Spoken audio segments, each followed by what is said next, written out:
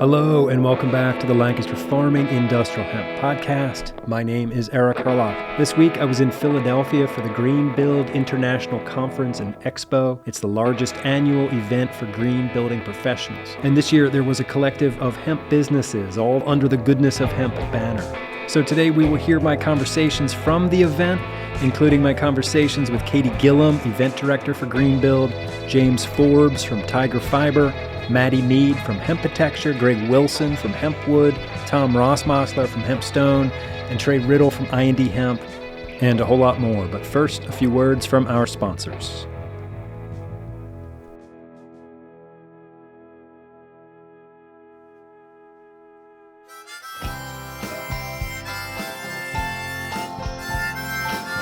Today's show is brought to you with support from I&D Hemp in Fort Benton, Montana, where they believe in the goodness of hemp. And the folks at I&D Hemp want you to support the Kickstarter campaign for the One Plant documentary film that is near completion and tells the tale of the hemp industry and its world-changing potential. You'll find a link to the Kickstarter campaign on the show page for this episode, or you just Google One Plant Film Kickstarter. So let's help these filmmakers tell the tale of hemp so that people on the outside of the hemp bubble can start to learn about the goodness of hemp. Today's show is also brought to you with support from Impactful Ventures, who also really want you to support the Kickstarter campaign for the One Plant documentary film. So same message as before. Go to the show page for this episode, click on the Kickstarter link, and throw your support behind the film. Today's show is also made possible with support from Forever Green, distributors of the KP4 hemp cutter. Setting a new standard for harvesting quality, speed, and efficiency, the KP4 prepares hemp for ideal retting and easy on-field tedding, raking, and baling. Easy to maintain and designed to withstand the punishments of hemp harvesting. The KP4 hemp cutter, available only at hempcutter.com. And I think they want you to support the Kickstarter campaign too. So, all right, go click on those links for our sponsors, and let's get on with our show.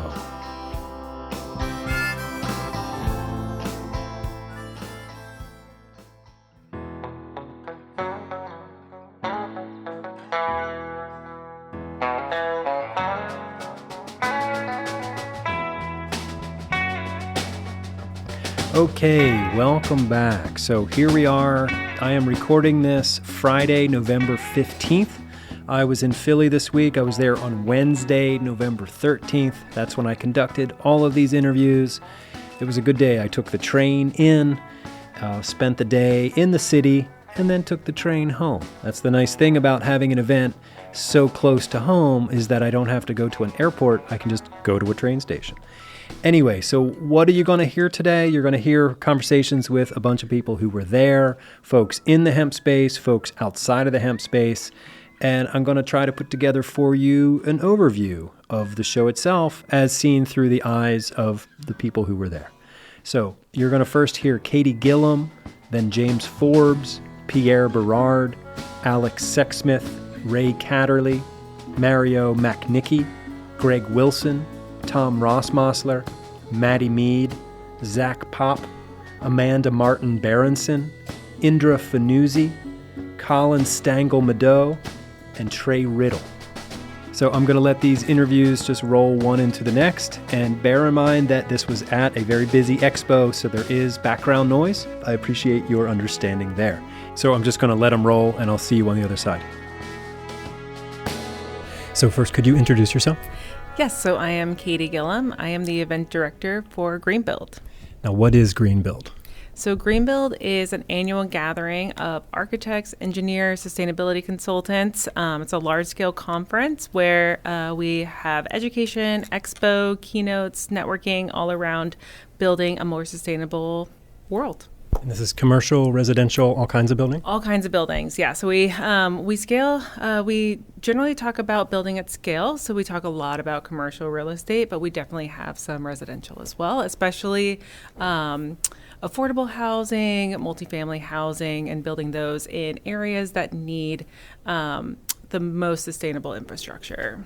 Okay, and it's a conference and expo. Can you first tell me a little bit about the conference part of it and what the sessions are and what the main topics are? Yeah, so we have a conference of over 200 sessions. So they're across 12 tracks. We had summits that kicked us off on Tuesday.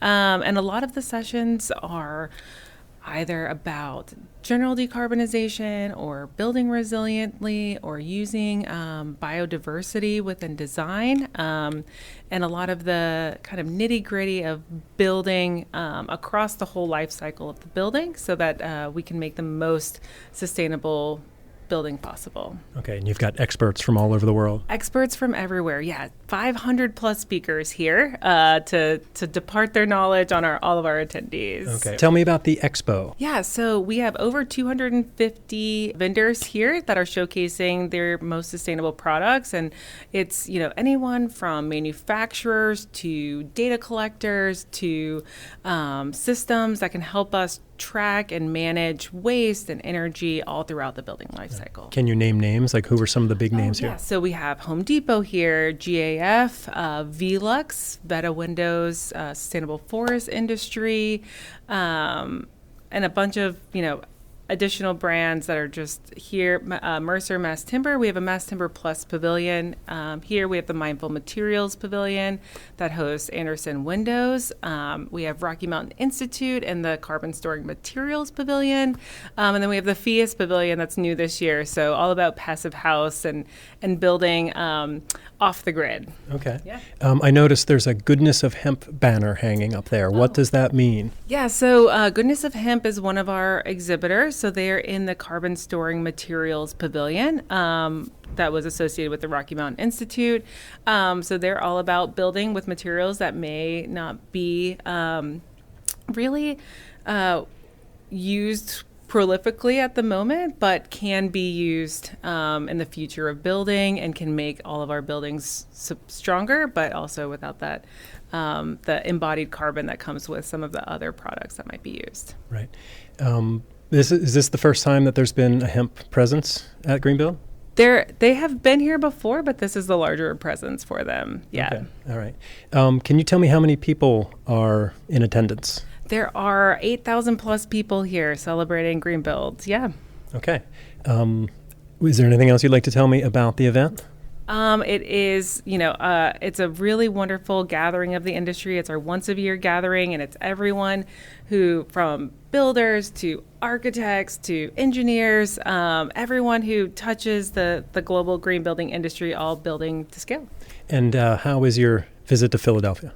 It's wonderful. This is a great city. The weather was really showing off for us this week. It's just there's a vibrancy in the downtown area, especially. We've had several tours run throughout the city. The building itself, the Pennsylvania Convention Center, just recertified as LEED Gold. And the city of Philadelphia just achieved LEED for Cities on the platinum scale. So we're just really excited to celebrate that with them as well. Cool. Sounds like a perfect place to have GreenBuild. Definitely. Absolutely. All right. Well, thanks, Katie. Nice to talk to you. Have a good one.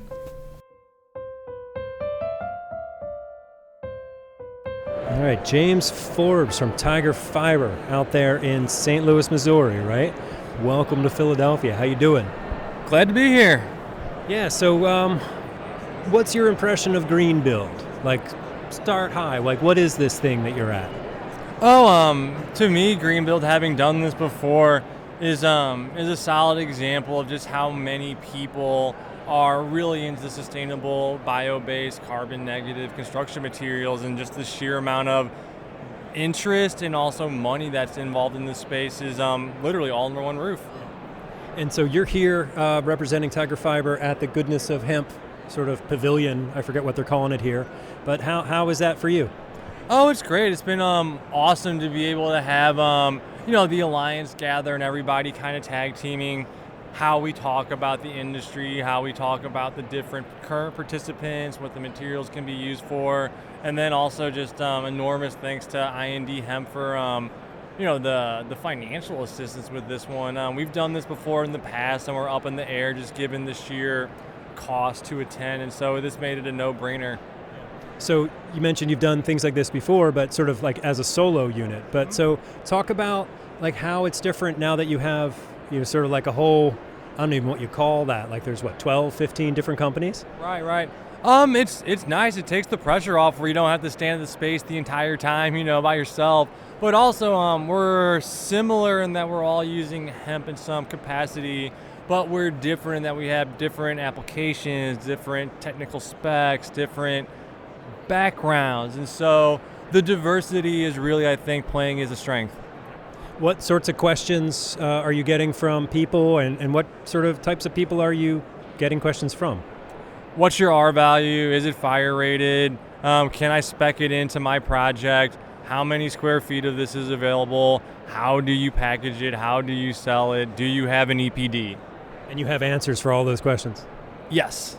And some of the answers are like, no, not right now. But yeah, we got answers. Cool. All right, so give me the quick update on where Tiger Fiber is, what's happening out there. I think it's been a couple of years since we talked to you about your development, but yeah, bring us up to speed with Tiger Fiber. Tiger Fiber is continuing on as, one of the U.S.-based hemp fiber processors, continuing to supply the market with the bulk raw materials, penetrating some more value added by bringing our hemp fiber into the non-woven space for acoustic panels and insulation products. We're joint venturing with U.S. Heritage Group to make a prefabricated SIP wall system, and then another partnership with my other urban farm company to make affordable housing units and developments. That's cool. All right, well, cool. It's great to catch up with you. Thanks. Okay, Pierre, hello again. Will you give us a quick reintroduction? Hello, my name is Pierre Berard. I represent Hemp Initiative and Hemp Education and Marketing Initiatives. I'm still working on the name. But most importantly, the Goodness of Hemp. Goodness of Hemp. Yeah, we're here under the banner here at the GreenBuild Expo and Conference. What's it been like organizing this from your end? Well, it's been a pretty exciting moment. We've started working on this about a month ago, so everything has been pretty fast, but it's super nice to see everyone gathering here. We have over 15 organizations. A lot of them have brought their products, walls, panels, their flooring, all made of hemp. And I can tell you that people have been reacting very favorably. We've had a lot of people coming to the booth. So this is the first initiative under the Goodness of Hemp, and it seems to be pretty successful. And this is sort of a model that you could take to other industry shows, not necessarily building shows or hemp shows, but any industry could benefit from the Goodness of Hemp, right? I think this is the goal. We want to have an approach that is multi-sector.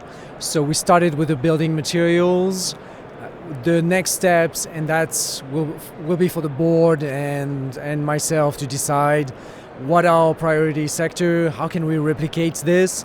But I think like federating all those players together is what really bears a positive impact and can generate revenue and educate people about what hemp can do for you. All right, Pierre, thank you so much. Thank you so much.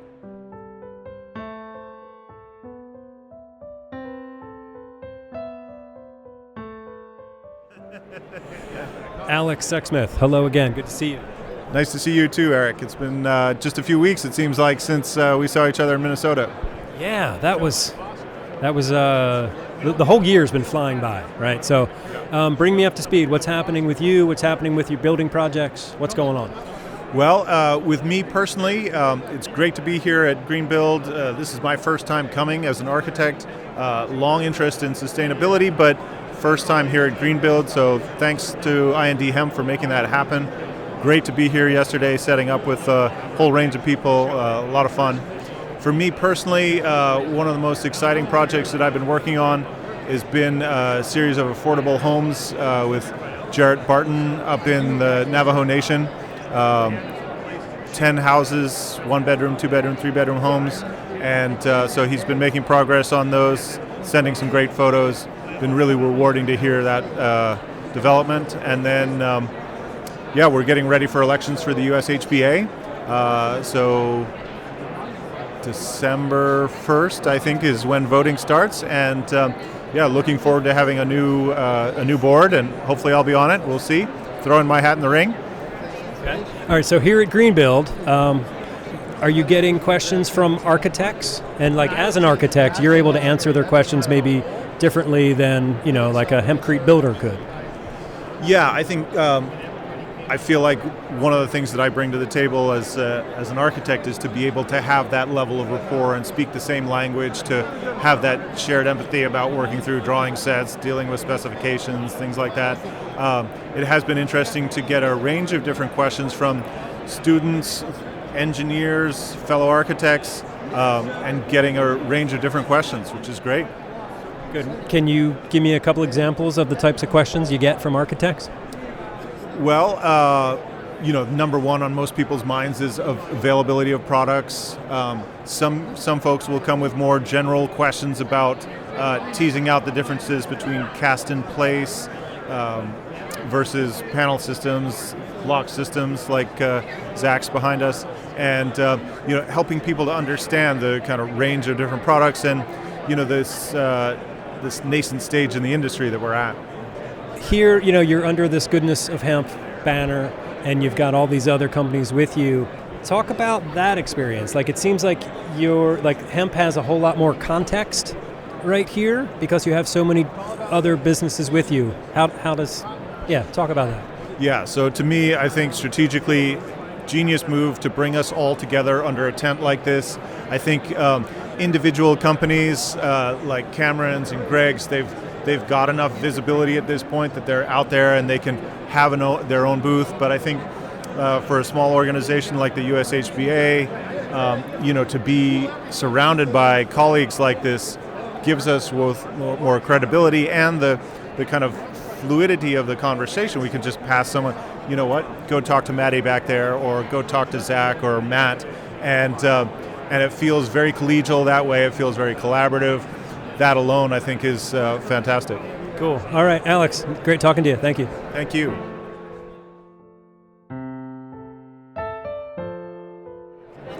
Ray Catterley, it's good to see you again. How are you? Man, so good to see you, and congrats on all the success that you're having. You're stirring the pot, generating lots of momentum in this space. Well, I think I could say the same about you. I'm watching what you're doing down in Texas. You have a lot going on down there, yeah? Absolutely. There's been a couple of things that have come together all very nicely, similar to what's coming together here, and so momentum begats momentum, and it's nice to see it picking up scale. Yeah, well, why don't you first give me an introduction? Tell the people who you are. I'm Ray Catterley, and I'm serving as the president of the U.S. Hemp Building Association, which is the trade association advocating for materials and methods utilizing industrial hemp as a building material. Now, there's a lot of applications, but we focus just on building and construction, and so that's both materials and methods. And then how I came into this is I like business trends. I've always been an entrepreneur watching things. I saw the Farm Bill, as many did, and it was a blue ocean of opportunity. And then I was also building single-family homes to hold as a rental property for our family, and then those two things merged together, and then we've got some projects coming to fruition right now. That's cool. I remember meeting you up in Pennsylvania at one of Cameron's workshops back in, I want to say September of 2020. Yeah. And you were brand new at hemp then, right? Oh yeah, it was early on. I drank the Kool-Aid, and then now I needed to get information. And now you're the president of the USHBA, so that's pretty quick work there, right? Well, we try our best. Everything's moving fast, which is a good thing, but it also presents problems, and so we're wanting to not get out over our skis and make sure that the hemp industry engages with the building industry in a manner in which the building industry is accustomed. And so now we've got some good other things in motion on that we can talk about as well. Yeah, well, tell me why it's important that hemp is represented like this here at GreenBuild. Yeah, there's a saying that we like. It's one thing for the hemp industry to talk about building. It's another thing for the building industry to talk about hemp. And the building industry is definitely talking about hemp. And then when that conversation and that exchange takes place, we need to speak the language that they speak. We need to talk about code. We need to talk about certifications and all the things that are necessary in a build scenario, and then we're putting those tools in the toolbox for professionals. So the Trade Association of the USHBA, our big focus is engagement with the professionals in that building space. And so that's going really well with some of the guide specs that are out there, the AIA training and certification courses that are there. Not necessarily a certification for anything, but it's training the professionals like the architects, because the architects are quite often the first idea. That's where if an idea meets its genesis and somebody's going to pick up the phone and talk to somebody, they're going to find somebody who designs something. And then the delivery of the constructor comes into play as well. What kinds of questions are you getting from attendees here? From the attendees here, it's like, is this possible? What's that like? There's a whole lot of what is it? And so a lot of it is just an unboxing video, one right after the other. And then it's a blessing and a curse, the old cliche about, however many thousand things can be made with hemp, and it's true in building and construction. And so you've got Hempitecture with their direct one-to-one replacement, then you've got hempcrete in its very various forms, and there's at least 3 unique delivery systems into a build. And so that's a little bit challenging, but when you stick to the overarching what is it, then it makes it easier to drill down to the specifics, and then people are starting to get it and understand it. And it's a lot like the many things that can be made with forestry products. And so it's like, it's like wood, it's like trees. You can make 100 different things out of that, and then there's several different things. And so they can guide their exploration like they would in researching that. What's the experience like having all of your colleagues right around you for this? It's a thrill. This is exciting. This is like a conference within a conference, and it's something that was, people have a lot of FOMO about not making it here. And this conference focuses on a lot of the larger building scenarios. And then to come to this is a bold move. And it's a bold move that gathered industry leaders, and then that is generating a nice stir, and it's very satisfying. It's almost serendipitous. So a bold move for the hemp industry to be here. Absolutely, absolutely. All right, what does the goodness of hemp mean to you, Ray Catterley?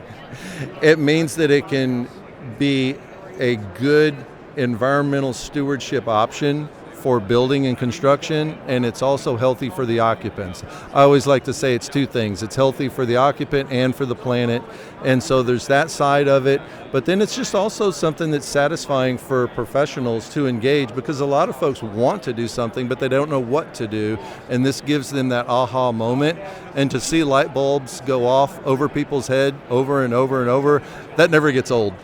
Cool. Thanks, Ray. Thanks.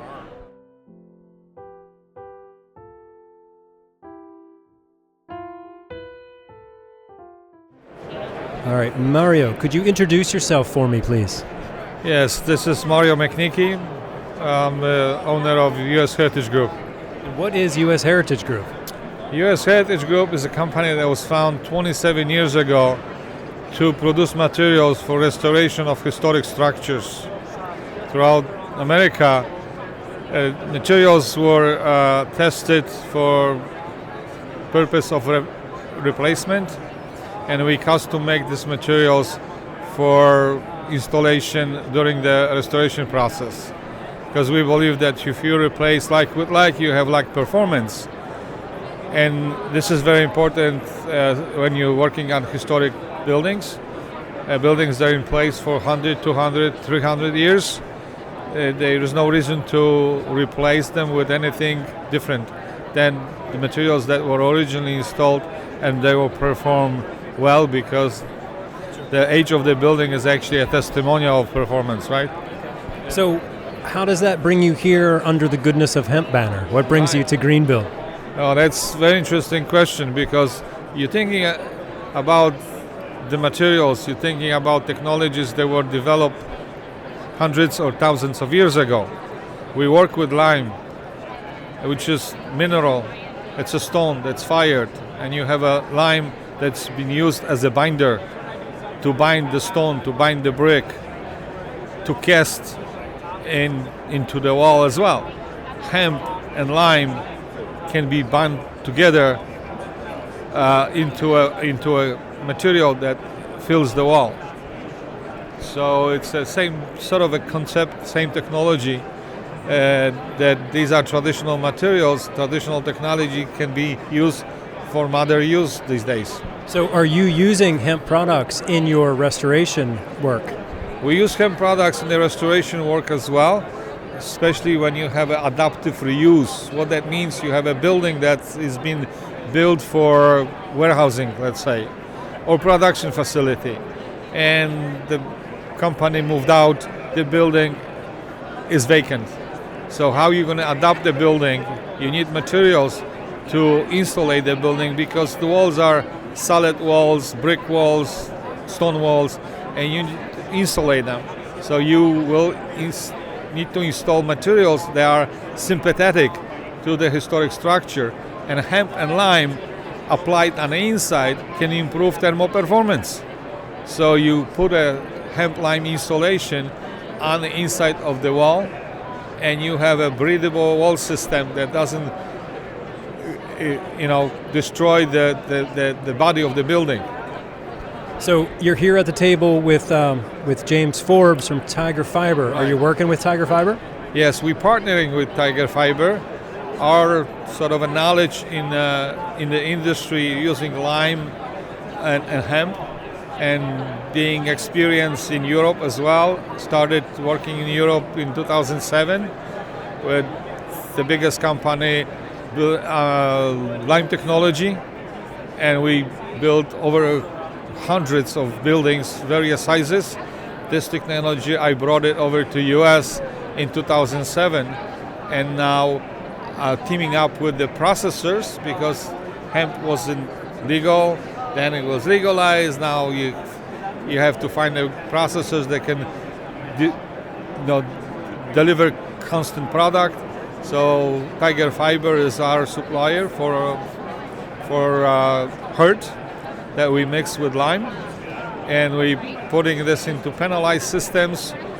These penalized systems are designed to build subsidized housing, and we're starting with projects in St. Louis in few actually weeks. We'll be building 2 houses. Next year we'll build 20. Yeah. That's excellent.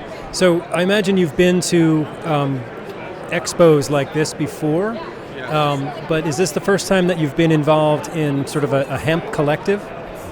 That's the first time. So I've been in with the GreenBuild conferences since I started to work with hemp and hempcrete. Started in San Francisco a long time ago. We were the only one sort of a station, only one booth. Now it's nice because there are more companies are in the same industry, kind of supporting each other, learn from each other, and we bring bigger crowd to our cooperative setup. Yeah. What does the goodness of hemp mean to you? The plant that is not yet being appreciated fully. That plant that can give us many products, and plant that can be easily grown pretty much all over the country, and can supply us with from food to the clothing to the building. So that's the goodness of the plant. All right, thank you, Mario. Great to talk to you. Thank you very much.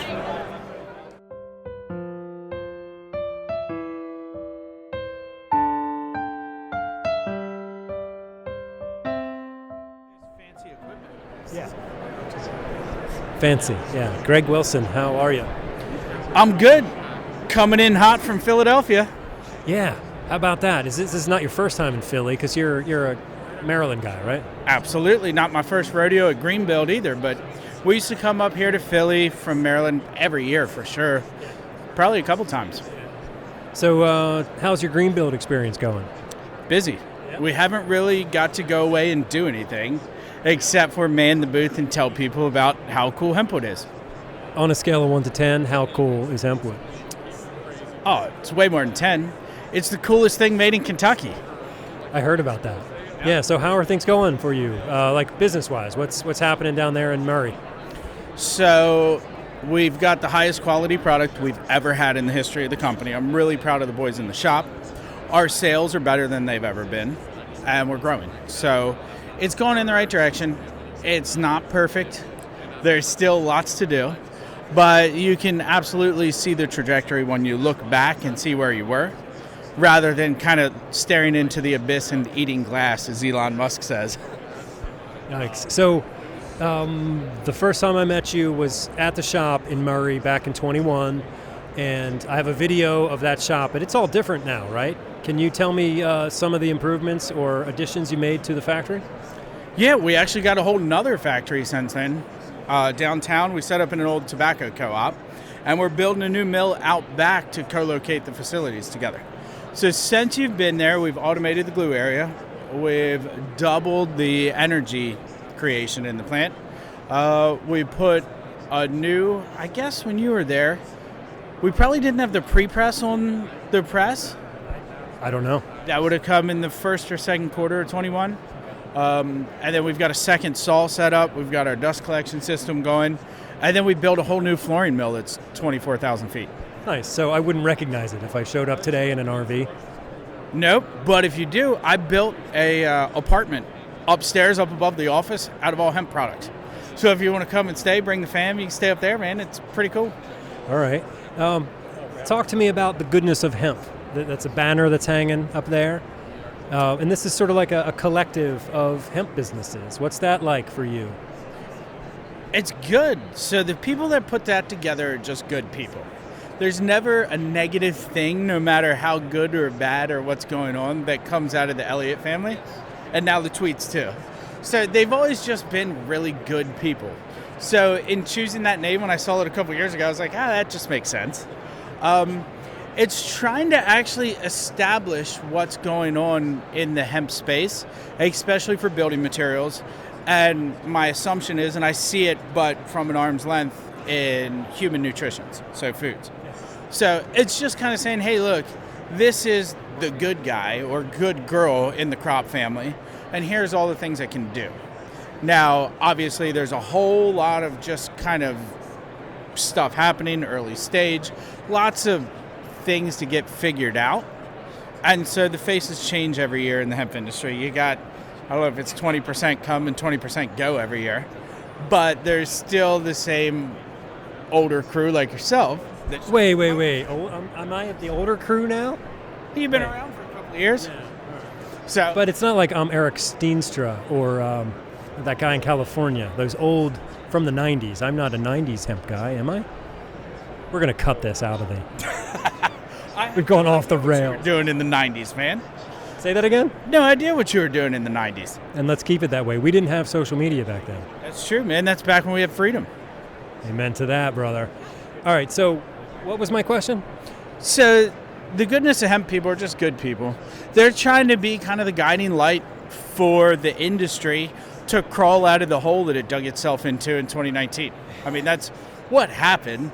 There's hardly any folks left that were in that first wave. They were all excited and built out based on what they thought was going to be much higher market prices for all the different products. There's just a lot of people that kind of circled around and said, hey, let's get it done. And they're the ringleaders of that. They're getting it done, yeah. Yeah, it's happening. It's working. Yeah. There's a whole bunch of people here where typically it's only one or two of us. This year there's 10 or 20 of us with different setups at the show. Are you getting, are you seeing people have aha moments when it comes to hemp here at the show? Like people who had never considered hemp before, they come and look at your stuff and, Yes. Still, most of the folks that are coming here to see us and say hi to us had never heard of it before. That's still the overwhelming majority, so that's great for that new factor. But we're also getting people that have done projects with HempWood coming back saying, I love it, and I'm going to do another one. That's cool. I heard you telling person here in the booth a little while ago about the missile silo. Can you give me a brief overview of the missile silo that has HempWood flooring in it? He's actually building another one right now. So we got to ship it in 2 weeks. Tell me about the first one first. So a guy named Matt Faulkner in Kansas, outside of Wilson, Kansas, he's a bunker broker. So he buys old military bunkers and missile silos. and then turns them into some sort of revenue generating scenario. And so this one he bought himself instead of just brokering it. He bought it and he won an Airbnb contest to deck it out to turn it into like one of the coolest things on Airbnb. So it's a 1950s nuclear missile silo built in Kansas. It's one of the ones that goes down 190 feet in the ground because the missiles were straight up. Afterwards, apparently the newer technology, it could lay down and then just shoot up at like a 30-degree angle. So he says that missile silo actually became obsolete after just like 15 years in service, something like that. And then the government, to try to not get Kansas hit with a nuclear reaction from the Soviets, left the doors to the silo open so the Soviet satellites could spy down inside of there and see there was no actual missile in it. So we're very, very thoughtful. And this place was equipped with its own landing pad for an airplane so they could come out. It had its own underground area for people to live that were manning it, and it could take an indirect nuclear strike up to a quarter of a kilometer away. So that's pretty cool, but now it has HempWood flooring, right? It does, and it's actually, this summer, it did really, really great on Airbnb with getting people in there. You can find it on Airbnb. I'm not sure exactly what he charges, a couple $100 a night. He gives you a tour. If you're really nice to him and you know how to scuba dive, he even goes scuba diving down in the bottom of the missile silo sometimes. I've seen him do it, where you can go scuba dive down to the bottom because it's filled with rainwater that came in from keeping those doors open for so many decades. Oh, it's not like the groundwater table? I don't know how that works. I do not know. But that's amazing. It's pretty wild. When I was out there, I was worried about the zombie apocalypse. So I took a pistol with me. And I was like, hey, man, I stayed the night there. I was like, I'm sleeping with protection. Don't come in. And I woke up in the morning to this screaming, like a screech, and I didn't understand what it was. And it was actually pheasants mating outside of my room. And I'm like standing up with a revolver out the door, ready to take on the zombie apocalypse at sunrise. It turned out to be a pheasant, or two. And you don't have your permit for pheasant in Kansas, do you? It wasn't seasoned. There you go. Greg Wilson, always a pleasure talking to you. It is, man. There's always something happening.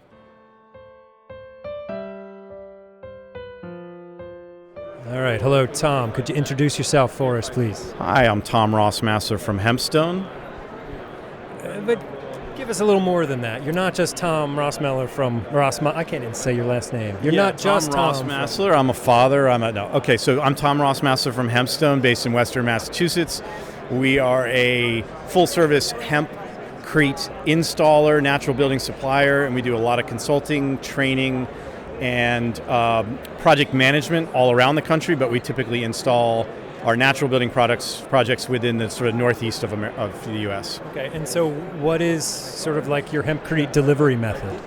We actually have done projects with all four, if you call cast, spray, block, and panel. We've done projects with all of those different methodologies, and it really depends on the size of the project, the location, the topography of the site, a whole bunch of host of issues around how we will actually determine what system we're going to use, whether they want it dried in quickly for the precast and pre-manufactured stuff, or whether it's more of a DIY and they have more time on their hands. We might stick with the in situ, the cast and sprayed methods. As a builder, do you have a preference? I honestly can cast just as fast as most spray systems with the right crew, and it's a much more congenial work environment in terms of noise, in terms of lime in the air. And so I would say that I really like cast, but of course for scaling, the only way to keep crews busy in the winter, in New England in particular, but also to have an impact on the industry, is to go pre-manufactured in the block and panel. So we've been working on our own block concept for a couple years now. We're doing testing with the local University of Massachusetts on compressive strength, flexural strength, R value, and water absorption. And we are zeroing in on our optimized binder formula for our blocks that we'll be bringing out in 2025. That's awesome. Yeah. So the hemp building industry has really sort of developed pretty quickly in the past few years, right? Right. Ever since the Farm Bill introduction and the sort of opening up of the market, more people have been able to grow it. There's still some supply chain herky-jerkiness around farm to processing to end use. But in general, the industry is growing pretty rapidly. It's a niche within a niche. It's a sort of natural green building movement within the broader niche of the green building movement. But with the advent and increased interest on embodied carbon and decarbonization, and a lot of money at the state and federal levels, as well as philanthropic money really focused on how to help the planet and understanding that the built environment is one of the biggest problems. We're trying to find ways to leverage that built environment to heal the planet. So thus the transition from sort of an approach of sustainability to regeneration using these natural products. Yeah. So here at GreenBuild, have you had a chance to, witness people's light bulbs going off above their heads? I think a lot of people now, whereas a couple of years ago we would have had a lot of people saying, "Wow, I'd never even heard of this." Now we're finding that a lot of people are, "Wow, I've heard of this, but I have not seen it." And so part of the collection of folks we have here of industry professionals from growers, processors, and manufacturers of hemp-based building products is all in one spot together, is showing this sort of industry lift that's occurring, and it's responding to the interest that's out there for having these products brought to market. Yeah, so tell me a bit about what it's like having all of your hemp colleagues right here. Well, it's great. I think a lot of times I would say in America in general, when you have a new space, a new industry potential, a lot of people get their elbows up and they start trying to carve out their IP and their space. And I would say, of course, it's always going to be some of that, but I would say also that this industry is showing a lot of signs of co-opetition and wanting to move and lift the industry together.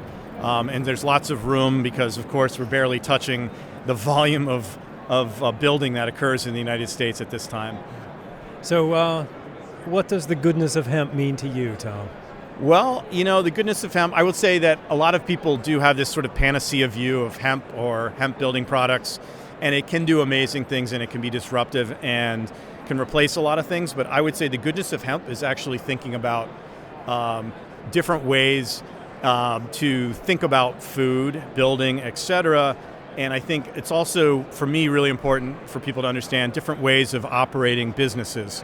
So as we try to remake the hemp or the natural building industry and the conventional, and we go run up against the existing building industry, what we're finding too is that there are a lot of people that have been shut out of the existing conventional building industry. And we're talking about people who have been disenfranchised, of course. So when I look around a room of getting recertified as a building contractor and I see 90% of the other people look like me, an old white guy, and there aren't people of color and there aren't women, if we remake the building industry with natural building products that are good for the environment and good for our health, but we are not inclusive, I think that's a big piece that I see that is also prioritized in this industry that's really important to keep in touch with. All right, that's a really good point. Thank you, Tom. Great to talk to you. Thank you, Eric. Appreciate your time.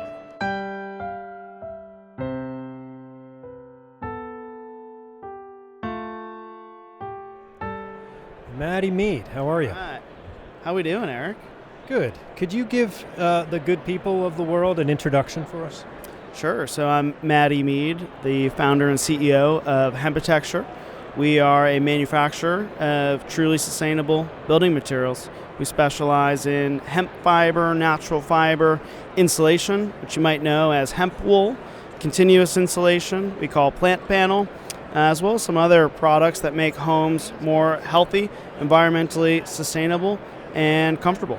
Cool. Is this your first time at GreenBuild? This is my third time at GreenBuild. It's a great show.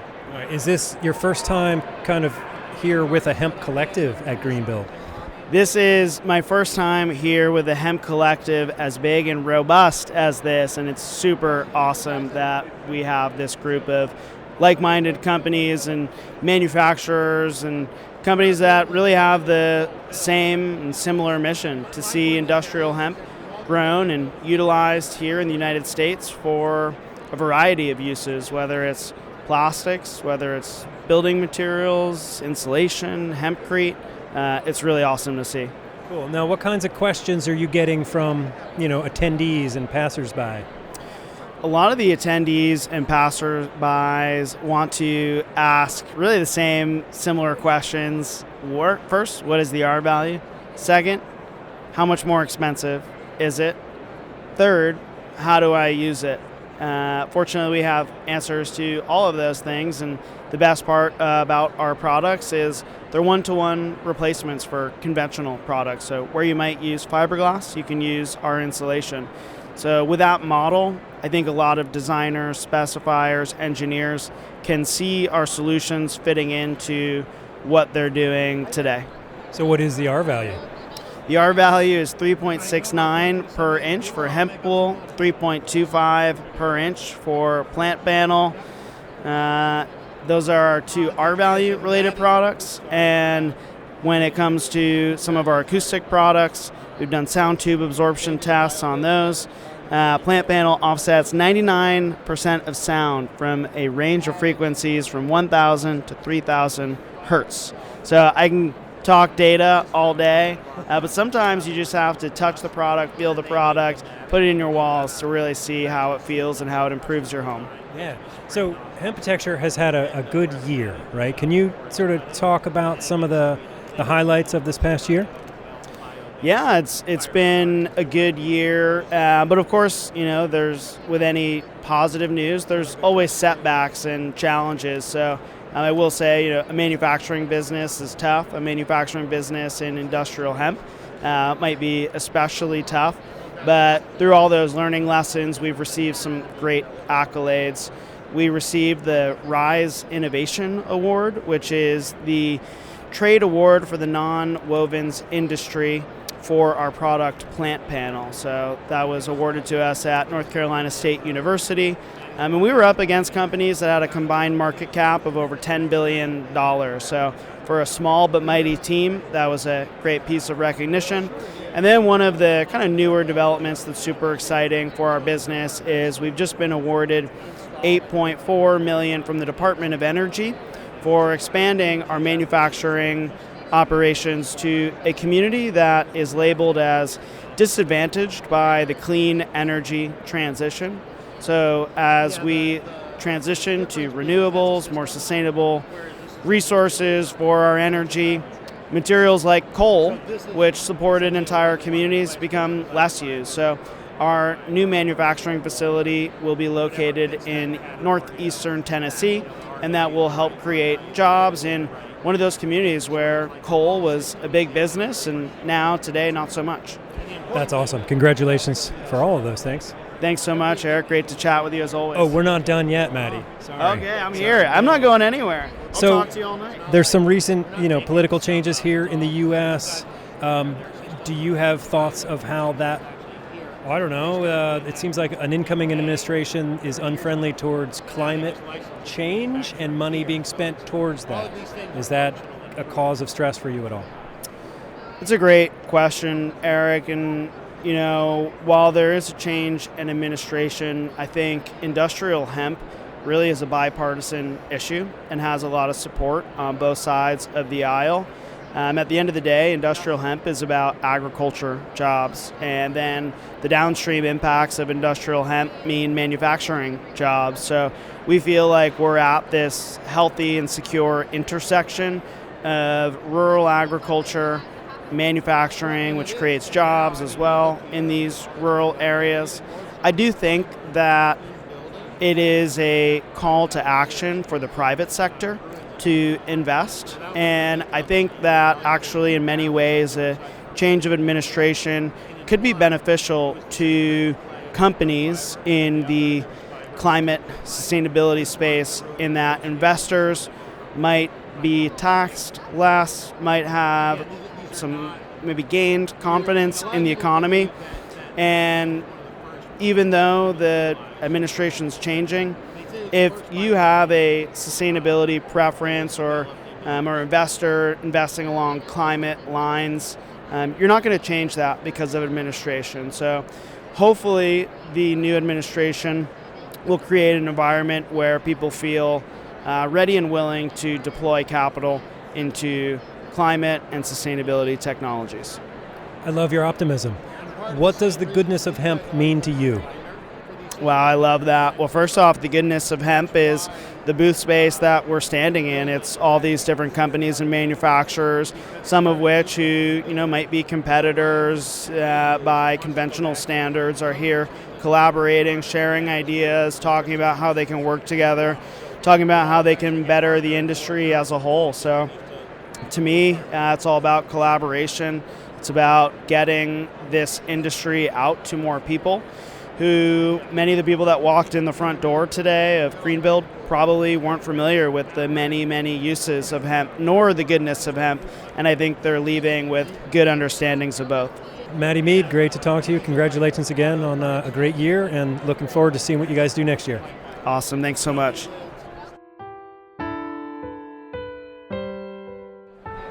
Hey, Zach, could you introduce yourself for me? Yeah, sure. I'm Zach Pop. I am the founder of Sativa Building Systems. All right, and describe that to me. What is Sativa Building Systems? Yeah, so we make precast hempcrete products. Our flagship product is the Z panel, which you're looking at right here. It's a block panel hybrid that goes in between your studs. It is stackable and interlocking hempcrete material.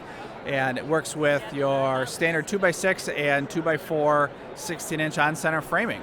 Cool. And do you have these out in the wild now? They're being built? Yeah. So we've taken a little bit different approach with getting these into the market. We actually first decided to go through a code certification process. So we are pursuing what's called an ICC Evaluation Services Report. So with that, it required a lot of product testing, because our goal has really been to add legitimacy and to validate the hempcrete industry. So that's what we're looking to do with the Z panel. So we're all done with that now. We're actually at least done with all of the testing part of it. The final report still needs to be drafted and completed, but so we've been working on that. So we've been making product mostly for testing, done a few small scale projects. We started off in the tiny home industry. We have a model of a tiny home called the Cultivated.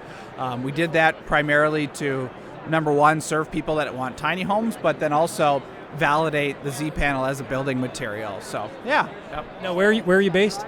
We're in central Wisconsin, small town called Wittenberg. Yep. Cool. So you're here under the Goodness of Hemp banner. How is that for you at this expo, like to be amongst your hemp colleagues? Oh man, this is so cool. I mean, it's well, first of all, we would have never been able to come to GreenBuild if it wasn't for the Goodness of Hemp. Like, this just isn't necessarily an expo that was within our realm of affording. So that's huge. But just to be able to promote the industry as a whole, I think, like, I've seen so many people that have walked through here where they've started, like, I see the light bulb go off in their head, right? Because they're like, okay, so this company is a hemp processor, and this company is a company that manufactures an end product like us, and they're starting to see the connections. Like, okay, got it. So that you process it, you make it into a material good that can be used in the field, and it's just been neat to see people make those connections. So I think having us all here has been really, really helpful. Even though some of us might be quote unquote competitors, we all still see value in promoting the industry as a whole. Cool. So is this your first time to Philly? This is my first time in Philly, yeah. All right. Have you gotten out there, walked around a little bit? I went and I got a cheesesteak last night because you just got it. That's my favorite sandwich anywhere. So I went to one place, probably will try another one tonight. So. All right. Did you get down to any of the historical stuff? Did you see where they wrote the Declaration of Independence? No, I did not. I want to see that. It's kind of funny. Before I came here, my kids were like, "Daddy, where are you going?" I'm like, "Philadelphia." So we read a little bit about the history and William Penn and all that. But I would love to go see some of that. Yeah, you should. It's literally like 4 blocks from here. It's walkable. It's amazing. I'll do it. Yeah, that for sure. But no, it's been good so far. This is a great expo center. It's huge, so that's nice. Yeah. The wonderful city of Philadelphia. That's right. Yeah, I've been appreciating it. Yeah. All right. Nice talking to you, Zach. Thank you. Yeah, thank you.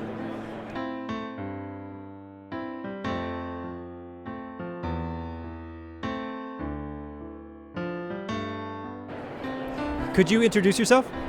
Yes, my name is Amanda Martin Berenson, and I work for Renewal Revolution, and I am the Regional 2 lead for the U.S. Hemp Building Association. Okay. Are you building hemp houses in California? I am. Tell me about that. It's a difficult process because it's California, but we did one in Calexico. I actually rebuilt it, and it is fully permitted. There's been a few that I've worked on that have also rebuilt, but they are not permitted. But my hope is to build permitted. Okay. What's your preferred building method with hemp? At this time, I've been really successful with the tamp in place. Were you in building before you got into hemp? Yes. Tell me about that. I'm also on the Green Building Council in California. I've been there for 6 years. I was a nurse, and I was looking into, I was getting ready for med school, and I wanted to build clinics in other countries and obviously this country, and builders just weren't readily available to build things that are more healthy and clean. And if you have a clinic, you kind of don't want it to be full of crap. And when you say crap, you mean like formaldehyde and off-gassing things? Yeah, yep, all of the unnatural materials. And you also want to build something that is, excuse the halo word, sustainable. You want something more regenerative, something that'll work well in its environment. And so especially if you're like in another country and there's not a lot around, I feel like that's a wise move to do it that way. So that's how I got into it. I got into solar, and then I started working for a construction company. And when I started sharing my ideas, it was not taken so well, and I decided to just start my own construction company. Good for you. All right, so what's it like to be here under the Goodness of Hemp banner? It's pretty good. I didn't know very many I didn't know personally anyone from I&D Hemp. I just heard stories, and everyone's been very welcoming, and I really like that they're about that collective hopefulness to move the world forward in a positive way. Yeah. What sorts of questions have you been getting from attendees? Our value is a good one. And right now, they're saying it's between 2 and 3 is the average. But I've learned, and there's other studies out there, but I've learned that it can vary. It could go up to 7 per inch, maybe even more, but it seems to be depending on how it's built. It depends on how the mixture is made in the beginning, and it depends on all the techniques that you use. And so I think once we start getting a standard down, then things will be a little bit more streamlined, and we could have better answers to have the same outcomes across the board. Cool. All right. Anything else you want to tell me? No. All right. Thanks, Amanda.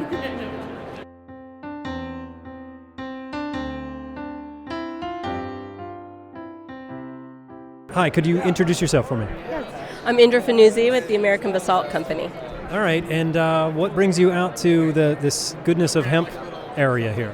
I came to the Goodness of Hemp area as a way to understand the many innovations that are happening, particularly to natural resources and natural materials in our everyday lives. All right, so you said the basalt industry, is that where you're? So I wouldn't call it an industry to say. Basalt is a material. Much like hemp, it's naturally derived, it's naturally created. So basalt is a volcanic rock, which comprises up about 90% of the volcanic rock in the Earth's crust, making it abundantly available everywhere in the world. So it gets spun into fibers and creates a variety of different materials, from like insulation to rebar to mesh, and also an agro-mineral in the dust that's been proven to capture carbon. Wow, that's amazing. So a lot of sort of crossover here with the hemp industry. That's right. A lot of synergies as we look to having better ingredients and making better recipes with them for our existence. So tell me about your experience here at GreenBuild. What has piqued your interest? I've really enjoyed being at GreenBuild in the way that I see a very tangible and actively collaborative approach to building and the materials, and I've really appreciated especially the supports that I've seen from the respective industries to elevate the research and really prove out the value for all of the producers who are using them, and as well as the builders building the homes with those materials. What have you learned about the goodness of hemp? I've learned about the goodness of hemp is the ability to act as a material for all of these materials that we do not consume, as well as it being a way to nurture our soil and create protein for foods. I think that's really dynamically beautiful. Right on. Well, thank you so much. I appreciate that.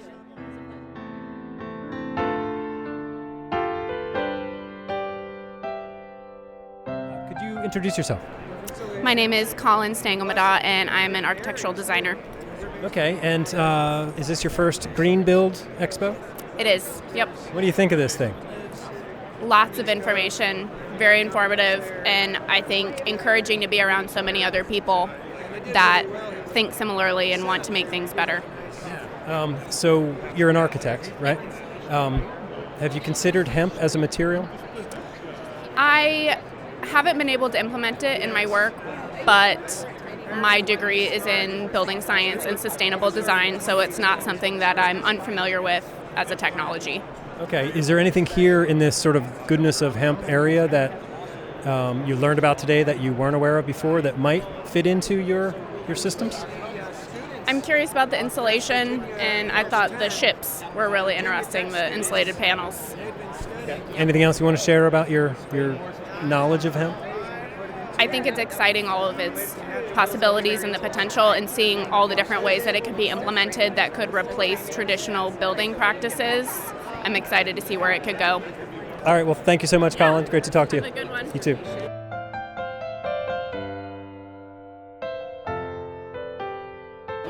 All right, Trey, what's up with these hemp? What do you even call them? That's called molded fiber. It's the same technology that makes egg crates or the corner protectors on TVs, also your to-go containers. So you're looking at 100% hemp fiber to-go containers or food trays. You could get your fruit on that, you get your meat on that, all made with 100% hemp. And what's like the existing market of that stuff now, like the plastic or whatever they're using? Like what could you disrupt? So it's either wood pulp, plastic, or styrofoam or styrene. But like industry-wise, like do you have any numbers? Like how big, like $1 billion industry that you're going to take a piece of? Yeah, it's getting late in the day. We're going to take it all. No, I don't know the size of the market, but just think about your daily activities. You go to the grocery, these things are in strawberry containers. They're in the meat at the grocery store. Every coffee shop, every restaurant has to-go containers. So I don't know the volumes. This is proof of concept. We made some stuff to check we can do this. Now let's see what it means. Excellent. All right, Trey, I don't think people know who you are. Can you introduce yourself real quick? Yeah, Trey Riddle, Chief Strategy Officer, I&D Hemp. Hell yeah. Thanks, Trey. You're welcome. All right, there you go. That's my recap of the GreenBuild Conference and Expo in Philadelphia from earlier this week. If you have questions or comments or concerns about this episode or anything in general, please reach out to me. Send an email to podcast@lancasterfarming.com. My name is Eric Herlock. I am the senior digital editor here at Lancaster Farming Newspaper, the greatest agricultural newspaper in the world. Check us out online at lancasterfarming.com. Sign up for the newsletter. Sign up for our print newspaper. Every week we make this amazing newspaper and people read it. You should too if you're not already. And one final plug for the Kickstarter campaign to support the One Plant documentary film. I'll have a link for it in the show page for this episode at lancasterfarming.com. Go there and support it so the good people of the world can understand more about the goodness of hemp. All right, so that's it for me. Until next time, I will see you in the newspaper.